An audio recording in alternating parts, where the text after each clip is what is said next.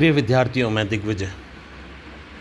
आज का व्याख्यान अपना विदलन के बाद में जो अपने प्रथम कोरक ब्लास्टुलेशन किया था उसका द्वितीय भाग आज अपन करेंगे। एक बार प्रथम भाग को पुनः स्मरण करते हुए कि कोरक ब्लास्टुला का किसे है। हमने देखा है कि क्लीवेज के दौरान में जो सिंगल सेल्ड जाइगोट होता है वो मोरुलावस्था में आता है। मोरुलावस्था से वो ब्लास्टोसिस्ट बनता है, कोरक बनता है। इस प्रोसेस को हमने कोरक भवन ब्लास्टुलेशन कहा है। इस ब्लास्टुलेशन होने से पूर्व हमने एक अवस्था का और नाम दिया है जिसको हमने कॉम्पैक्टेशन कहा है, जिसके अंदर ये ब्लास्टोमियर्स हैं, ये सारे एक साथ इकट्ठा होकर वो ठोस बॉल का निर्माण करते हैं।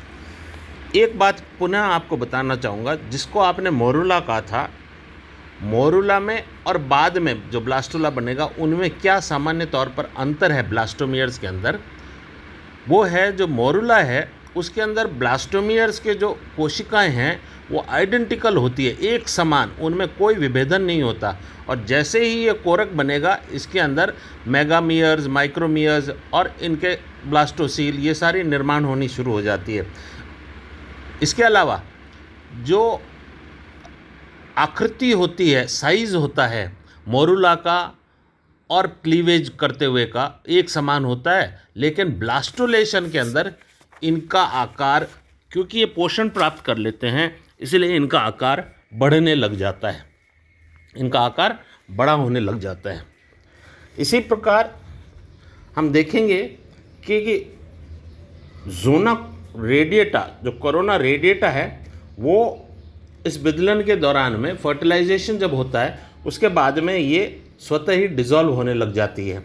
लेकिन जो जोना पेलिसुडा है वो धीरे धीरे, जब तक इम्प्लांटेशन के लिए ब्लास्टोसिस्ट तैयार नहीं होता तब तक ये रहती है। इसका फ़ायदा क्या होता है कि ये गलत स्थान पर इम्प्लांटेशन, प्रत्यारोपण नहीं होने देता।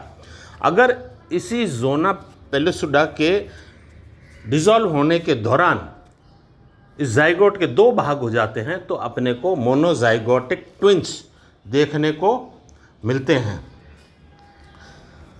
इसी प्रकार जो ब्लास्टोसिस्ट है उसका जो बाह्य सतह, जो ट्रोपोप्लास्ट होती है, जो न्यूट्रिटिव पोषक कार्य करती है, उसको ट्रोपोब्लास्ट और इनर सेल मास जो बनते हैं, उन दोनों को जो ट्रोपोब्लास्ट, इनर सेल मास के जो ट्रोपोब्लास्ट टच करते हैं उनको रूबर सेल्स कहते हैं। वो आप आगे जब ब्लास्टोसिस्ट आएगा उसके अंदर मैं उस डायग्राम में भी सुस्पष्ट रूबर सेल्स आपको बताने वाला हूँ। हम पाएंगे कि निषेचन के 7वें दिन, वैसे तो 6 से 10 दिन इम्प्लांटेशन का, प्रत्यारोपण का समय होता है, लेकिन अगर प्रिसाइजली बोलें तो 7वें दिन ये इम्प्लांटेशन होता है। इस दौरान में यूट्रस जो होती है, यूट्रस की एंड्रोमीटियम वेसिकुलर और ग्रैंडुलर हो जाती है, उसमें ब्लड सप्लाई बहुत रिच हो जाती है, प्लस जो जिनको आगे चलकर कोशिकाओं को सीक्रेशन करना है वो ग्रैंडुलर उसको आकृति प्रदान करती है। इसके लिए 2 हार्मोन्स रिस्पॉन्सिबल होते हैं, पहला है एस्ट्रोजन और दूसरा है प्रोजेस्टेरॉन। एस्ट्रोजन क्या करता है, एंड्रोमीटियम की जो लाइनिंग है उसको थिकनिंग करता है, जबकि प्रोजेस्टेरॉन का कार्य होता है उस प्रेगनेंसी को मेंटेन करना। तो इसके बाद में अब जो मैंने आपके सामने जो चित्र रख रखा है उसके अंदर अपन ने ये जो ब्लास्टुला पाए जाते हैं विभिन्न फाइला के अंदर, उनके उदाहरण 6 प्रकार के ब्लास्टुला पाए जाते हैं। उनका एक एक उदाहरण, मैं वो ब्लास्टुला का नाम क्या है, उसकी क्या विशेषता है और उसके कौन से उदाहरण हैं, चित्र सहित आपको मैंने समझाने का प्रयास किया है। तो सबसे पहले अपना आता है सीनोब्लास्टुला। ये जो सीलोब्लास्टुला है इसको सबसे पहले अपन करेंगे, इसको अपन प्रगुह्य कोरक भी कहते हैं।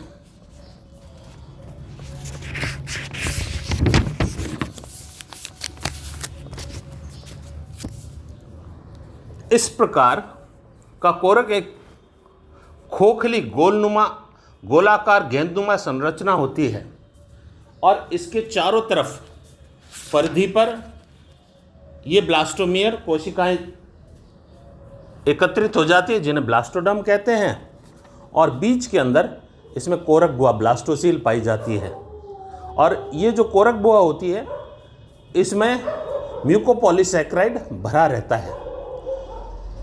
इस प्रकार का कोरक अपने को इकाइनोडर्मेटा और एम्फिऑक्सिस में देखने को मिलता है। दूसरा है एम्फीब्लास्टुला, उभयी कोरक। इस प्रकार के कोरक की संरचनात्मक रूप से विभेदित दो प्रकार की कोशिकाएं पाई जाती है। इसमें जो ब्लास्टोमियर्स है वो दो प्रकार के हो जाते हैं, एक छोटे खंड जिन्हें माइक्रोमियर्स कहते हैं और बड़े वाले आकार वालों को मैक्रोमियर्स कहते हैं। इसमें जो माइक्रोमियर्स हैं इसमें फ्लैजिलेटेड भी हो सकते हैं। तो अपन ने जो दो उदाहरण दिए हैं साइकॉन का और एम्फीबियंस का, उसके अंदर साइकॉन वाले में आप देखेंगे कि पृष्ठ भाग में जो माइक्रोमियर्स है उनके अंदर आपको ये फ्लैजिलेटेड माइक्रोमियर्स दिख रहे हैं। तीसरे प्रकार का कोरक होता है डिस्कोब्लास्टुला, जिसे बिंब कोरक कहते हैं। इस प्रकार के कोरक का निर्माण का अंडे के सक्रिय प्राणी ध्रुव एनिमल पोल की तरफ होता है तथा कोरक एक डिस्क के रूप में बन जाती है, और ये जो क्लीवेज जितना भी होता है वो सारा इस डिस्क के ऊपर ही होता है। और इस प्रकार का जो एग्जाम्पल है, इस प्रकार का जो एग्जाम्पल है अपने को देखने को मिलता है इनमें रेप्टाइल्स में, बर्ड्स में और फिशेस में। और फिर अपना चौथा है अपना सुपरफिशियल या पेरीब्लास्टुला। इस तरह का कोरक में कोरक गुहा का अभाव होता है। अंडे में सतही विदलन के परिणाम स्वरूप बनने वाले कोरक परिधि की तरफ जमा होकर कोरक चर्म का निर्माण करते हैं, यानी ब्लास्टोडर्म का निर्माण करते हैं, और इस कोरक चर्म चारों ओर से पित्तक से घिरी रहती है, अतः कोरक गुहा अनुपस्थित होती है। इस तरह का कोरक इंसेक्ट्स में पाया जाता है। उसके बाद में आता है स्टीरियोब्लास्टुला, स्टीरियो कोरक। इस प्रकार का कोरक में ब्लास्टुला में विदलन के परिणाम स्वरूप बनने वाले कोरक खंडों की संख्या कम होती है और आकार बड़ा होता है, और आकार बड़ा होने के कारण से और संख्या कम होने के कारण से इसमें बहुत छोटी सी ब्लास्टोसील पाई जाती है। इस प्रकार के ब्लास्टुला हमें एनेलिड्स में, मोलस्का में, निमेटेंस व प्लिनेरियन में देखने को मिलते हैं। उसके बाद में आता है जो आखिरी मनुष्य में जो पाया जाता है उसको कहते हैं ब्लास्टोसिस्ट। ये पहले भी मैंने जब मोरुला कराया था तो मोरुला के अंदर ये कहा था, मोरुला सभी प्राणियों में नहीं पाया जाता, लेकिन जिनमें ब्लास्टोसिस्ट बनते हैं उनसे पूर्व मोरुला बनता है। अर्थात मनुष्य के अंदर ये मोरुला स्टेज पाई जाती है। इस तरह का कोरक स्तनधारियों प्राणियों में पाया जाता है। इसमें विकास के दौरान कोशिकाएं एक ठोस गेंदनुमा संरचना का निर्माण करती है जिसे मोरुला कहते हैं। मोरुला की बाहरी परिधि की तरफ पाई जाने वाली कोशिकाएं एक उपकला स्तर के रूप में विन्यासित होती है, जिससे ट्रोफोब्लास्ट या ट्रोफोडर्म कहते हैं, और भीतर की ओर अनियमित कोशिकाएं पाई जाती है जिनको अपन इनर सेल मास कहते हैं।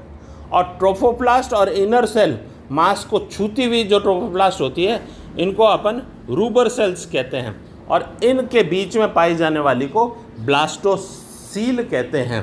और ये इसका उदाहरण है मनुष्य स्वयं, स्तनधारियों में पाई जाती है और मनुष्य इसका उदाहरण हैं। ये सारे 6 प्रकार के कोरक विभिन्न फाइला के अंदर पाए जाते हैं। अंत में इस कोरक का सिग्निफिकेंस, महत्व क्या है, इसके मैंने 5 महत्व दिए हैं। सबसे पहला है कोरक निर्माण विदलन दर को मंद कर देता है, it reduces the rate of cleavage. दूसरा है ये जो कोशिकीय विभेदन है उसको पूर्ण करता है, उसके लिए तैयार करता है उन सेल्स को, ब्लास्टोमियर्स को। और इसी प्रकार तीसरा, जो इसके संभावी क्षेत्र हैं वो बिल्कुल सुस्पष्ट हो जाते हैं ब्लास्टुला अवस्था के अंदर।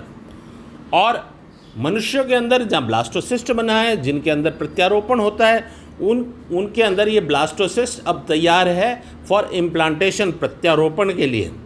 और जो पांचवा आखिरी जो इसका महत्व है, जो ब्लास्टोसील होती है वो क्यों आवश्यक होती है, क्योंकि ये ब्लास्टोसील जो होती है आने वाले इस परिवर्तन काल के अंदर होने वाले इन कोशिकाओं के एक स्थान से दूसरे स्थान माइग्रेशन व इनकी रीअरेंजमेंट में जो आगे चलकर प्रमुख अंग बनेंगे उनको ये स्थान प्रदान करता है, जो अपन गैस्ट्रुलेशन में पढ़ेंगे। तो ये स्थान प्रदान करने के लिए ये ब्लास्टोसील बहुत महत्व की होती है।